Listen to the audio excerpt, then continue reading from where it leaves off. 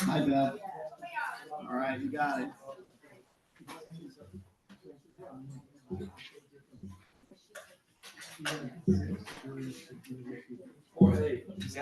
Did you take a copy of the art? I did. I have Okay, so there's this one, and is this yours also?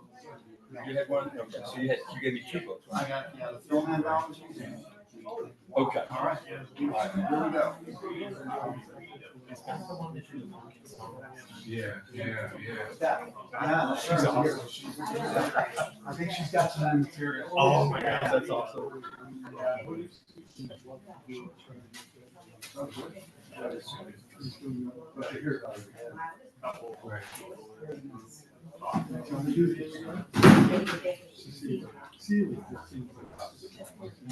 All right. The room has quieted down. All right. All you gotta do is tap on that. The room seems to be settling, so we'll start in just a couple minutes. Hello. Welcome, folks. It's just tap on that. Did you say frozen lemonade? Don't have to do the code. It should come up. Keep it down. That's all. Yeah.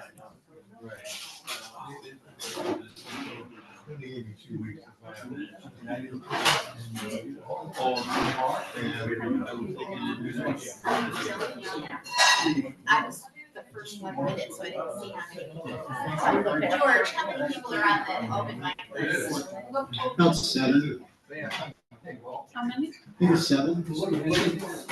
Maybe I'll read. Definitely.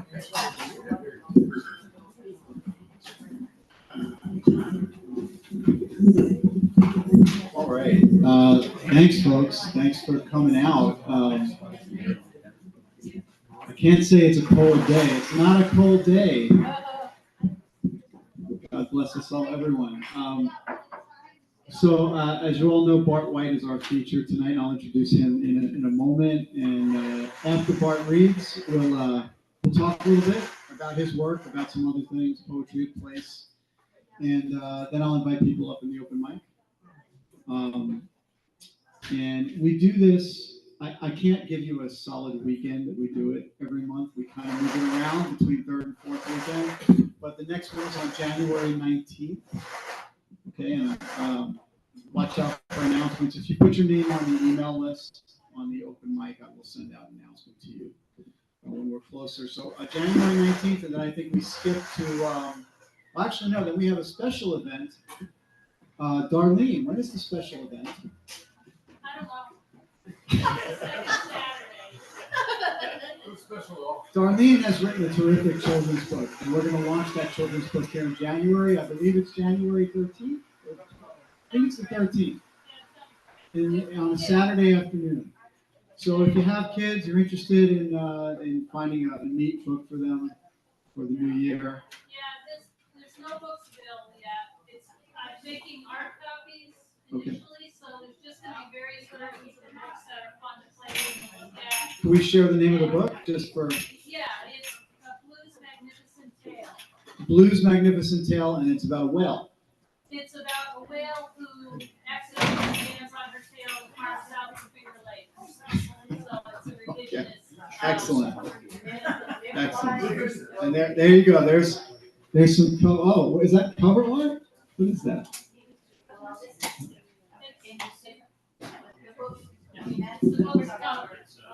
All right. Thank you, George. Yeah, of course. Of course. I'll come back when I actually have a book. All right. So January 13th, January 19th, and March 1st. And I'd be lying to you. I'll have to update people on who's coming because I've temporarily blanked that. Or before the open mic, I'll sort of go through the list of who's coming in the spring and the winter. But tonight, we have the lovely and talented Bart White over here to my right, who seems to be signing. Are you signing the book? No, did you just call me lovely? Lovely. He's a lovely man. I got a haircut today. I see. I wore my Christmas shirt. I know what I'm talking about, Bart. Every once in a while. I'll tell my wife. So I'm going to briefly say a few words about Bart and then get him up here. His first collection of poetry, The Faces We Had as Children from Foothills, published by Michael Zarnacki. Where's Michael? But there he is, over here. Michael is a terrific publisher. If you don't know his books, you should. You're in Pomona? Wheeler. Wheeler. P.O. Box. Right. Okay. Michael's here, which is great.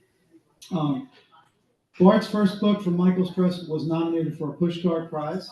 He has co-edited 4 poetry anthologies, which is really doing God's work.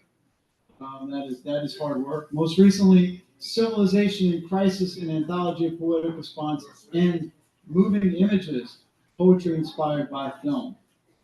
A native of North Carolina, he lives in Rochester, where he is active with Just Poets and with Yardbirds, a small group of friends who began meeting outdoors during the pandemic to read and critique each other's poems. Damn, how did I miss that? Bart White, everybody.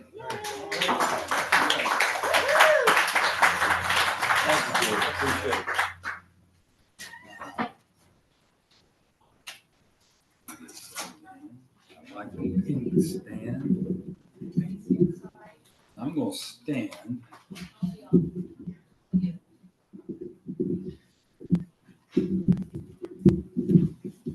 Oh, it's if you're trying to raise it, Bart. Yeah, there we go.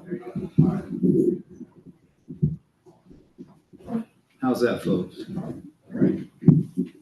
All right. Good evening. Good evening. How's everybody? Very well. Okay. That's a nice. Thanks so much for coming out. It really means a lot to me. George, thanks for hosting. Denise and the folks, the staff behind. Thank you very much. Be generous. Abby, yeah, there we go. It's just wonderful to be gathered on a winter night. It doesn't feel like winter with that 50-degree day. So I feel very happy to be here, and I hope you are too. I hope to connect with you through my poetry. The main set of the poems are from Oxford. This is Poetry of Place. Oxford is not my place, but I had the wonderful fortune to be over there for 6 months with my wife, who was on sabbatical. Before I get into the Oxford poems, I need to do my introductory poem, which is dedicated to Michael and to Carolyn Zarnecki, and also to someone you don't know. His name is Homero Gomez. You'll find out who he is in the course of the poem. So what I want to read for you to open up tonight with is a poem called Mariposa on Fire. The two places here are Mexico and Wheeler Hill. Mariposa on Fire for Homero Gomez and for Michael and Carolyn Zarnecki.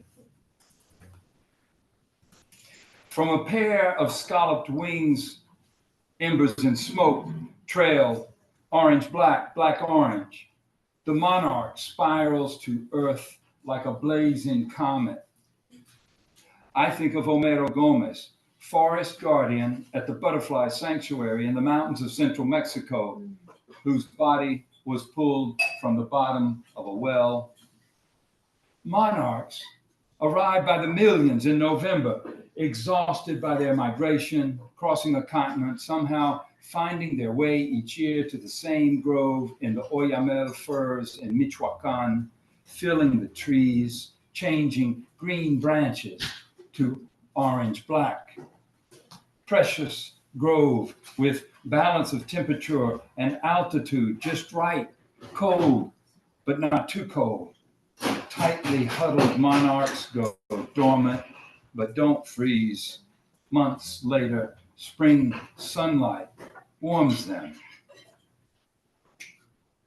Our driver slows to a stop at the checkpoint, lowers all 4 windows as soldiers approach, surround us, hands resting on machine guns, faces masked, they peer in. When our driver gets the nod, he rolls on, we relax, and he chuckles, remarks they don't check any outgoing vehicle in that narco state. Now, blue haze and smell of wood smoke fill the air. Loggers cut trees right to the edge of Rosario Sanctuary for firewood. Cartels in on the profits of that industry too. Homero Gomez petitioned for laws to keep cutters away from the butterfly trees, hence his disappearance, his dive into the well. Wife and son bring the matter to the local judge, who insists Homero had an accident. He fell. The coroner's report states the head of the deceased was struck repeatedly with a blunt instrument. He hit his head on the way down. The judge counters impatiently and dismisses the case. Don't blame the judge. He wants to live. He'd be a dead man too if he pursued the case. Besides, fir trees make good firewood. Part 2. House fire. Another place and time. Their son responsible, or maybe not, home alone, candle left burning late at night, dozed off. The fire destroyed all my journals, 40 years of writing. More than the house, this was, Michael considers thoughtfully, calmly. He got out alive. That's all that matters. Imagine coming home to a low mound of white ash where a house had stood, roof beam burned pencil thin, collapsed across embers, smoldering still. And Carolyn's favorite maple tree, the one she'd watch in April, weary of winter, keening her eyes as if staring could conjure springtime. One morning, a light green mist in the branches, then a burst and a rush. Summer fullness came, thick leaves, dark boughs to cool their house while she stitched and bound the books of poetry. Now the maple bore its wounds, black scorch where flame licked its trunk, leaves crisped, fiery colors flamed then out, and autumn over, gone in a single night. Winter's naked look already. But a week later, sawed and milled, stacked and waiting boards of oak and pine, Amish neighbors come to build a new house, arriving at dawn to set 4 corners, raise a foundation, lay the floor in the span of a single day. Baskets of food brought to the builders at lunchtime, baked bread, sausage and ham, jars of pickles, ripe tomatoes, nourishment for the work of building. A needed pause before work resumes. Tools picked up again. Rip of saws, clatter of hammers, nails driven in steady rhythm through the heat of the afternoon, joists joined to beams, framework going up, rafters for the roof lifted high, roof set in place. A new house, not fully finished, but well made, a shelter ready to sleep in. Then Michael tells this.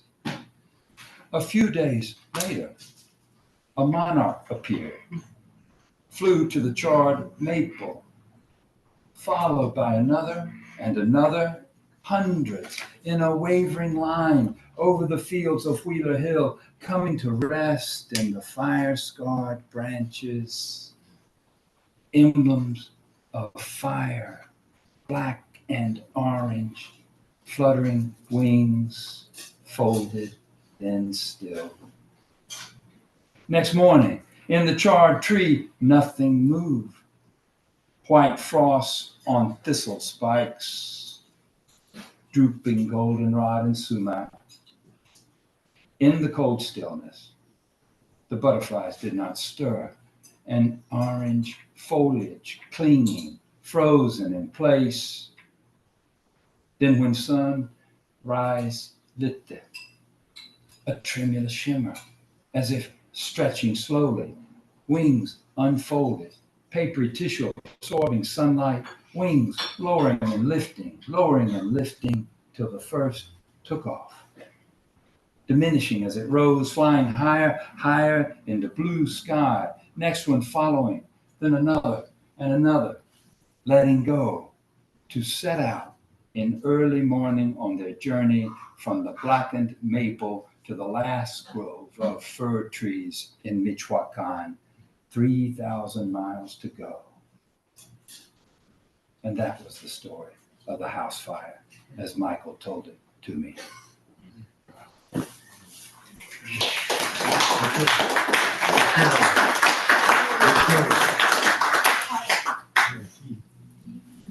Thanks very much. Okay. So maybe this. There it is. Now it's working. So let me do that poem again. Since nobody. Celia, were you okay? Way over there? Yeah. Not too bad. Okay. Well, I've got a loud booming voice, and I don't want to overdo it. How is that? Is that acceptable? Yeah. A little better. Okay. Thanks, Jim. Okay. We're going to switch over to Oxford, England, home of one of the oldest universities, but not the oldest. My Italian wife tells me that honor goes to Bologna, I believe. But anyway, it's a wonderful place and dream come true for anyone who enjoys writing the history there. But let me go ahead and get started with the first poem that I wrote in Oxford. Went out for a walk in wonderful countryside, very close to a very intense urban center. And this is what I saw. It's called Morning Glories. Trumpet belled, modest flower grows in wild profusion, spilling down the steep embankment by the railway overbridge, covering every thrown down plastic bag and bottle with green tendrils, with virginal white petals. So I felt pretty good about that. I wrote that within a week, and then I found out in my original American version, I call them, potato chip baths, right? And then I found out the chip in Britain is what we call fries, right? What they put with fish and chips. I said, okay, so what do they call potato chips? They call them crisps. And so I try to plug that in. I want to be very English and fit in. And I don't know, I just didn't like the way it sounded. Bags of crisps. You tried saying that. There's a lot going on, right? Bags of crisps. I didn't like it. I said, okay, I gotta go with something else. So I just made a plastic bag, and I thought I was good. Right? And then I found out in England they don't even call it. It's not a morning glory. It's a bindweed. I thought, okay, that totally sunk my poem. I'm not. So I just said, okay, I'm an American. I'm gonna stick with it. And I'll hold off because we're a mixed audience, but morning glory in British slang has yet another meaning, and I gave that poem away to a lot of ladies. Oh well. Let me do Oxford poem number 2. This is from July of last year. It's called Mending the Wall. Mending the Wall. At the beginning of the week, a jumble of stone, a hill of sand, materials to repair a fallen wall. Workmen mix cement and sand with water in a barrel. The mortar ready, they set the first row, bond new rock to old walls still standing. Their work repetitive, done mostly in silence. They start early, lay down their tools midday, eat sandwiches, pick up again. Sounds of work through the long afternoon, hammer taps, shaping each rock to fit, slaps and scrapes of trowels laying on the mortar, tap, slap, tap, tap, slap. Row by row, the new wall rises. By Wednesday, it stands 4 feet. By Thursday, head high. On Friday morning, the job nearly finished. High on a scaffold, a wall mender hums and calls, "Hey, Martin," to one with a shovel carefully stirring the last batch of mortar. "You and Ted are the A-team." Quiet Martin smiles at his compliment. paddles the mix, and after a bit asks, "What about you and Kareem?" The older one pauses to consider the question. Kareem and me, we're the dream team. The thing done skillfully, the work done well. No other praise, just the wall mender's pleasure in the company of other wall menders. This is, I'll go point to point. Here we go. This one's called, I think you'll like this one. This one came soon after that other one, also July. Beginning or the kiss. Two people kiss across the street in the light of early morning. A young woman and a young man making a goodbye kiss last. About to go their separate ways, only they don't. They stay fixed to the spot, locked in a kiss before the gates of the college, kissing and kissing as the cyclist rides by. Still kissing as a woman passes with her little dog on a leash. Kissing for long minutes while the delivery man backs his truck to the curb and the sun climbs the rungs of the day and warms two lovers made one in a long, unhurried marathon of a kiss on their first morning after their first night of lovemaking, and oh, such bright gladness in her face and in his, when at last they part in this glorious light of morning. So beautiful. I hope each of us gets a kiss like that, or has had it sometime. There's a wonderful museum in Oxford, the Ashmolean, and they had a Greek statue of Zeus. I learned out later it was a replica, but anyway, he's doing one of these, right? Okay, so that's important. Kind of like our football quarterbacks. Anyway, this is called Among the Antiquities at the Ashmolean Museum. Zeus with his thunderbolt, man on his mobile. Zeus glances down from high on his pedestal, waits for sacrificial fires to be lit, the bull's throat to be slit, the aroma of wood smoke and melting fat. What? No beef on the grill? No offering made? I'll zap him for irreverence. I'll hurl him to Hades. Man wanders on, ignoring the god, attending to pottery, to broken shards, scrolling his mobile for more information. Why doesn't he gaze on my glorious form, my shoulders, my torso, my well-muscled arms, my ideal proportions, my dark shining bronze? The supreme beings in shock to be so indifferently mocked. But his bolt's been thrown. Poor Zeus stands empty-handed, stuck in a pose he struck long ago. The only dignified thing an Olympian can do is to go on standing, perfectly still, which he does, and he does, eternally well. This one is called Apparition. It's tribute or whatever. It's after Gerard Manley Hopkins' The Windover. I was very inspired by that English poet. And I just want to give you a sample of his energy and electricity. It's kind of like nothing else. He starts out with this, looking up at what they call a windover. I believe for us it's a kestrel. It's a bird of prey. This is Hopkins, not me. I caught this morning's minion kingdom of daylight, dauphin, dapple drawn dawn falcon, in his ecstasy, the hurl and gliding, my heart in hiding, stirred for a bird.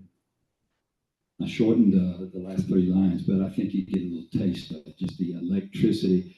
Was it Emily Dickinson said poetry should take off the top of your head? So he had that effect on me. I'm trying to follow in his footsteps. This is called Apparition. Hovers over houses, dark, distinct, disappears behind trees in the median. Now on this side of the street, indelible, unblinking, black silhouette, heads hook, beaks hook, the wide wings arched, the rudder tail notched, skims the thicket of rickety aerials and chimney pots down the long line of rooftops slowly, inspecting tiles, moss softened, lichen splotched, window glass in muted light, brick facades or stucco, burnt umber or ochre, whoosh of a passing bus, dog bark, door shut, a mother calling. I looked up at the raptor in the wind-herded, cloud-packed sky and thought, why? Why does the hunter attend to tiles and concrete and mortar? The broad wings hold against the buffeting. Wait, not the houses, no human habitation, the gardens. Little English gardens in front or behind every house, lilac and roses if lovingly kept, overrun if left alone by indifferent owners. What's hidden in the gardens or in wild abandoned weed-choked plots? I looked up and saw the raptor dark, saw the sky's purple tumble ripped apart, clouds, ragged edges, silver struck, the instant rise on enough draft gust, gone into the blinding nimbus of the sun, and all passing under, rapt eyes fixed and keen with hunger. This is Walk Along the Windrush River in the Cotswolds. I don't know about you, but I love to walk and be outside, and it's gives me a lot back in return. Can I try this without the mic? Yes. Celia, you good? That's another. Okay, here we go. Walk along the river, and all my griefs are gone. Not the war, not the planet burning, not the daily murders back home. Those weights lifted. When water rippled in the shallows or slowed and smoothed in deeper pools. On my ramble by a river that meandered through a field, I saw 1,000-year-old church, stones and stillness on a hill. And maybe God was in there, or maybe not. The door latch lifted, the door unlocked. So I stepped inside, sat on a bench, and thought. Cool clarity of stone, musty hymnals and prayer books. So I listened to the quiet, and I looked at the light and imagined generations of careworn people packed close and singing through winter nights. So I said my prayer for the living, and I said my prayer for the gone. Then I got up and went back out to walk along the river. For it was summer, and the water had a sweet voice. The windrush sang, and I needed to be lost in the sound of water, in the sound of that lovely name. Can I say something? I just, because I'm fascinated. So water's always meant a lot to us, but I'm a mental health counselor now, and when we do intakes and when people come in, we do safety plans. And one of the questions is, two places that make you feel safe are actually, whatever. And I have been surprised, regardless of what the type of person is, probably 19 out of 20 people say being by the water. Yeah. Amen. I agree. It's well, we could you go off on a tangent, and what that does, I try to put it in a point. Don't worry, Bart, we will. We're going right on. No, I'm a master of tangency.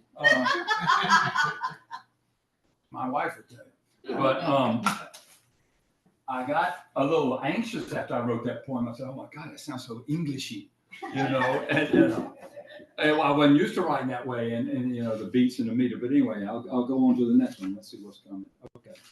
So Oxford has a lot of colleges that make up a university, and one of the most beautiful and oldest one is called Magdalen College. It's spelled Madeline, but they don't really know how to speak English. No, but they do these things. They set things up so that Americans will kind of trip. And, anyway, Magdalen College, founded, I believe, 500 years ago. Very beautiful place. So here's this one.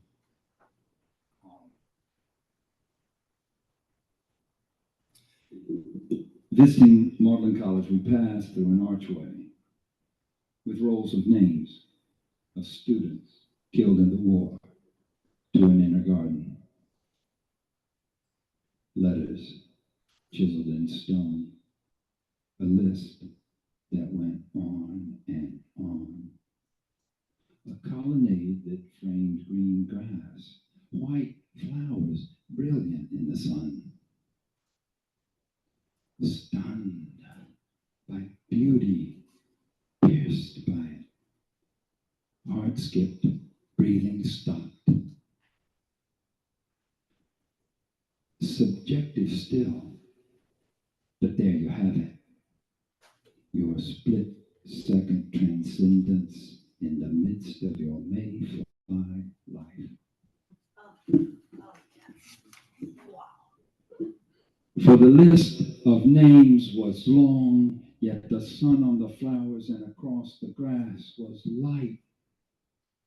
And this you will hold in your heart, the naming of the departed, light on the lawn, unending song.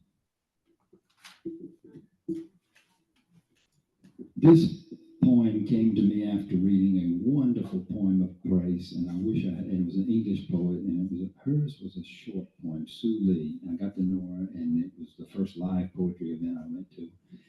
Sue's poem was 8 lines. This was nearly, not 8 pages, but anyway, much longer, but I'm Southern, so we need to say more sometimes. I hope you like it. Driving Past. It's about, well, I'll let the poem talk. Driving past. It's not set in Oxford. Driving past. The shock of what was gone. Pine oak cut, porch removed, and in their place a circular drive of fine white stone. My child self sees an upstairs room with bandit hung in a heavy frame who grinned and leaned from a hook, brown face carved in walnut, eyes that gleamed with bad intent, pistols cocked and ready, bandoliers across his chest. I wake to Sunday morning. Downstairs in the kitchen, Salima hums and rolls out biscuits, bacon sizzles in a hot skillet, 2 eggs cracked and dropped in the hot grease, sunny side up, eggs crisp slid onto a plate and set before me. Later in the day, my grandmother gave me lessons in drawing, placed 3 peaches in a bowl, and watched while I traced lumpy circles. Gently, she took my pencil, touched tip to paper, showed how shadowing could shape an object, turn flat circles into spheres. Afternoons, too stifling to sleep indoors, we went to the porch for air, and you read to me the adventures of Tom Sawyer. Chapter by chapter, the long chains creaked, the porch swing rocked to the sound of the stories telling under the understory of the oak. Unobserved, the afternoon wore away, the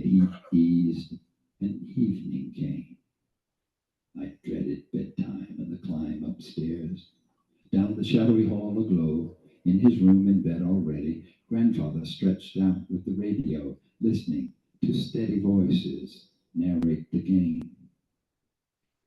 Owen on the count, unseen pitches described. Breaking ball low and away. High and inside, the count now, 2 and 2. Minor bits, a batter's rituals. Henderson steps outside the box, bends down, scoops dirt, spits, twists the stick in his hands, staring at his business end. Steps back to the plate, taps it once, twice, digs in, locks eyes with the man on the mound. Grandmother stepped in to hear my prayers. Deliver us from evil, I solemnly pleaded, and the bandit chuckled. She kissed my cheek and closed the door. My grandparents slept in separate rooms connected by a common closet with doors at either end, a secret passage between them. I hid there once. Their clothes hung thick as curtains. The darkness was close and familiar. I knew each one by smell and touch. His coats were rough and scratchy, smelled of smoke and autumn. Folds of her dresses, soap and roses, slipped across my face like dry water.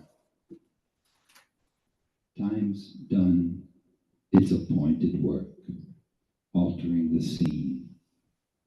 Trimmed grandparents, parents, the cook, radical surgery took the porch, the oak. Drive on, don't look. Yet, I've kept sounds more enduring strangely than a tree or a porch, than childhood, of course, or the life of anyone I love. Creak of chains that held the swing, whisper of pages turning, easy rocking as we read. Such a long story. And the bandits' mocking laughter.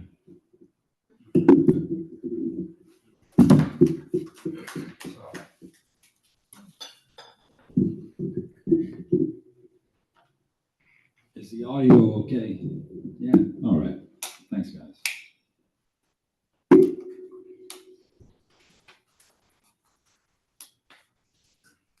George, how we doing?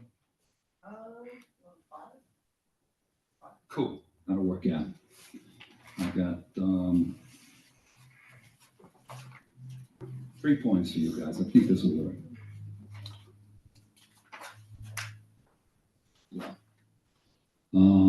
So yeah, poems of place. Here's one about the patron saint of Oxford. Her name is an Anglo-Saxon name, but she's from the 7th century AD. Frida Suida. Algar desired her. She fled from him, that lusty prince. She pledged herself to God. At the river, an angel met her and rowed her to the other side. She hid herself in Vinzi woods, built a shelter for daily prayer. A well nearby was rumored to have healing powers. Followers found and flocked to her. Word reached the ears of Algar. He came to claim her with dogs and spearmen. He'd force her hand or she'd be dead. But God blinded him. Plot device borrowed from the conversion of St. Paul. Moved to pity, Frida Suida dipped her hand into the well, touched his lids with the drops. The prince blinked a bit, saw with new eyes, stood and left Frida Suida alone to live her life as she wanted, in prayer and works of charity. The well was famous, a destination for pilgrims, good business too, and Oxford grew, thriving on the commerce of the faithful.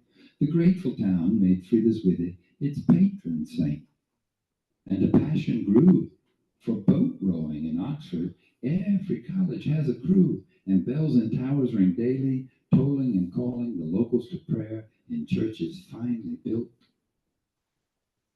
You can still find her modest chapel, worn stone, green moss, simple windows, timber roof. They'll do a Christmas service in a couple of weeks. They'll sing the carols.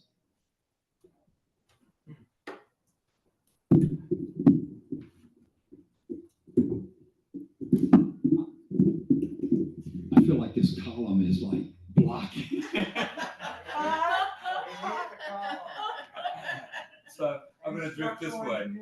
Scott, you're still good, right? Yeah, I'm still good. Yeah, there we go. And anybody coming up for open mic, you can rearrange it. All right, guys. Two more, and I'm done. Yeah.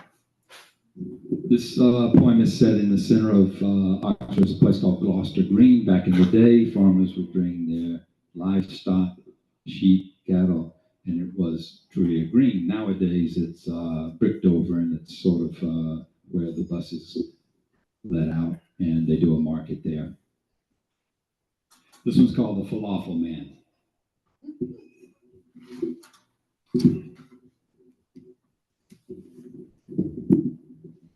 Sorry to be so fussy with the mic. Here we go. Falafel Man.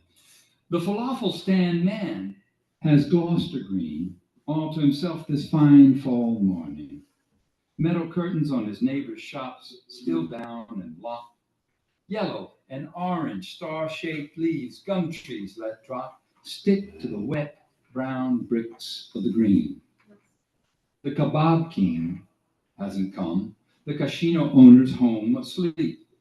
Ingrid Tide takeaway is dark as a tomb. But the light is on at the falafel stand, and the falafel man hums and prepares his food. Parsley chopped and cut tomatoes mingle as he makes a fresh batch of tabbouleh. Smoky aroma of his baba ganoush, oil getting hot in the fryer. A pair of teenagers approach, just off the bus, pulling a single suitcase. Wheels clatter loudly over the bricks of the green. They stop to study the menu. Their two heads touch. And the man hums a tune heard mornings long ago as a boy in his grandmother's kitchen while he waits for the young lovers to make up their minds and tell him what they want for breakfast. What can he serve to satisfy their hunger? On a morning such as this, he could feed the world. Last poem of the evening is called Blue Pain. And it ends on the word earth, which I think is a pretty good note to end on for Poems of Place. Thanks for listening to my poetry set. This is Blue Pain. On a train going underwater, the poet loses GPS and panics. No countries, cities, or oceans showing, just a blue pain on a globe gone blank, lost in space in this channel of darkness. Wine has been served, a little bottle of Côte d'Ivoire on a fold-down plastic table. Straw color, medium body, it's good. Second drink, with eyes closed, deeper this time. Stoniness summons a certain soil. Sweetness gives connection to grapes, swollen in sunlight on a hillside by a river. This taste in my mouth, reassurance, we are still on earth. Thanks, everybody.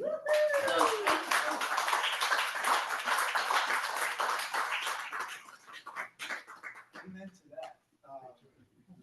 I'm going to stay here. We have a full house tonight. I don't know if we've ever had a completely full house. It's impressive. So I'm going to just stay away. A little intermission. We're going to talk first. Then Okay. we're gonna- yeah. So, Bart, there's a lot of questions I'd love to ask you, but I first wonder if anybody else has questions you want to ask Bart at the top. Questions, comments? Am I legally parked? That's my question. We don't have police here in Danville. Oh, I don't believe that, but okay. Anybody got questions to kick off? If not, I'll be happy to kick it off. You read Hopkins, right? You read Yeah. Gerard Manley Hopkins, kind of famous for sprung rhythm. That boom, boom. Don't ask me to talk about that. Yeah, yeah, I don't know no. that. It's too. What I'm curious about is the rhythm of different places, different subjects, different states of mind even. Are you conscious of that when you're writing different poems? You know, Mostly retrospectively. yeah. So I was very curious in advance of the trip how the poetry was going to come out. And actually, for example, the Mariposa poem, the very first one I read, I spent a lot of time working on it over there. So I don't think it, changed from the surroundings. I had that was sprung off, as it were, by an article in a newspaper about Homero Gomez.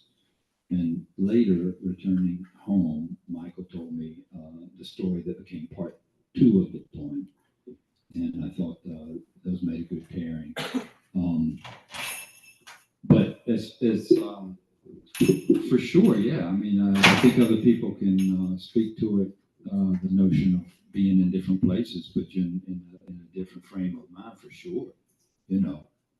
Somebody who lives seaside, Mary Oliver, for example, out there on Cape Cod, going to be the ocean's going to get into the poem, the landscape that she walks, and then it's going to be very different from a city poet, I think. Is that what you meant? Well, yeah, sort of how you translated that into the rhythm of a poem, the music of a poem. Or, it may not be an answerable question, but I like to throw out these unanswerable questions. Yeah. So Whether or not you think about that, translating a place into rhythm. I think I fall into it kind of naturally. I was one of those who grew up with a lot of church going and still had the King James Bible before they watered it down into New Revised. But anyway, and so I think there was rhythm in that in certain passages that are Psalms or the Christmas stories or whatever. That unconsciously got into me, maybe, I don't know. But the rhythm, for example, is very strong in that river poem, the Windrush. At least it felt to me, and it flowed. And there's pretty good rhythm in the Falafel Man, even. I wanted that to be an uplifting and a happy poem, very deliberately. I think. I'm not going to geek out. I'm not going to geek out and talk about rhythm all night. I promise. So we'll move. But you said something else that kind of is intriguing to me, and that is, how the place affects your state of mind. My wife, who's from Florida, says that when she's here in Western New York, when we moved here full time about 4 years ago, she's very relaxed. She's very calm. It's just a calming landscape. It's not mountains. It's not ocean. It's rolling hills. It's a different story. So, what speaks to you about Western New York? So, to your wife's experience, I think. Versus you're from North Carolina and you traveled to England. So, particularly, what speaks to you here? So I got a quick little anecdote on that. We came up here north, for my wife's career, and initially I experienced it like an uprooting. Now I have experienced it. I've lived in a lot of different places, but when we got to North Carolina, I thought I was done moving. We weren't. So, but coming home, I was at a concert one time, and this guy from Louisiana was up on stage singing, and he just kind of remarked in between his songs, said, "You gotta love where you live." And I really internalized that, and I've come to really love the Finger Lakes. It's a beautiful landscape, and I like Rochester, but I suppose my home place is the mountains of North Carolina, the Appalachian Mountains, Blue Ridge and the Smokies. But again, not native born. We moved there, so the curious thing about Oxford are the very gratifying thing was just in day-to-day routines. The places Michael came and visit, the places became familiar and I absorbed them. You know, I felt like, wow, I want to do. I mean, I was just absorbing the falafel, the experience of the falafel man, or even that, you know, 7th century saint who had to get across. It was the River Thames of all things, way up, you know, out where it's pretty narrow, but that chapel is still there, Benzie Chapel. And by the way, Hopkins wrote a beautiful poem about when they chopped down the trees there. But I think if you spend enough time in a place, you become something more than a tourist. And we're all passing through, but you know, that's it. You just explained to me why I hate cruises. Don't go on them, George. Nobody's twisting your arm, buddy. You went to live poetry events when you were in the UK?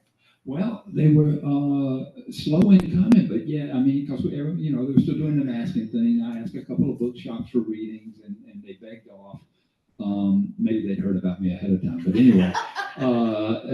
But yeah, there was a book festival. We went to a live poetry reading there. Michael and I did a live poetry reading, just the two of us, out on the coast of Wales. You know, shouting over the waves, kind of thing. And then very like 11th hour, again, thanks to Michael, discovered something called the Poetry Library, which was having hosting mics, open mics, once a month.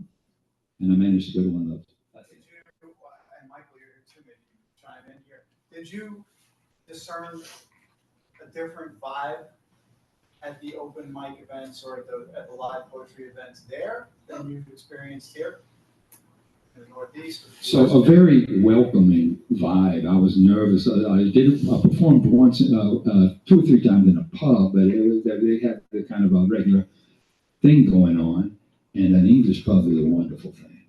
You know, the friendliness of it. So, except they were all musicians, and I felt very self-conscious getting ready to pull out my poetry. You know, and in fact, I said to the MC, he said, "Gee, guy, we're very packed tonight. I doubt it." I was trying to get on like the sign-up list.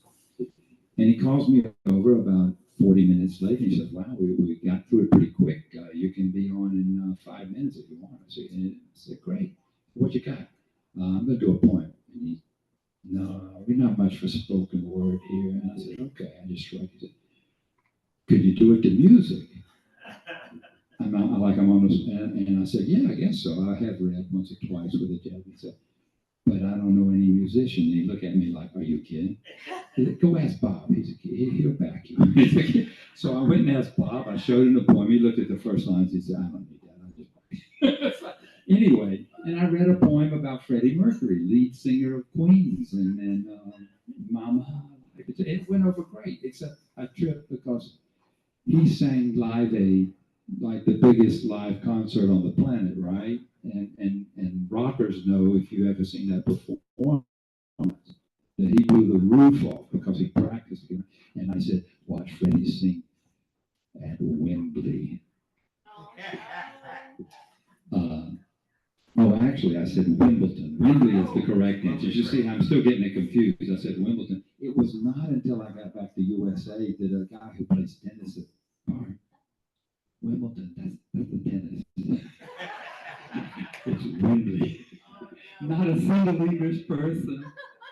They all clapped me on the back and told me how well I'd done. Kind of like the Morning Glory. My daughter, when she was in France the one time, she went into Ireland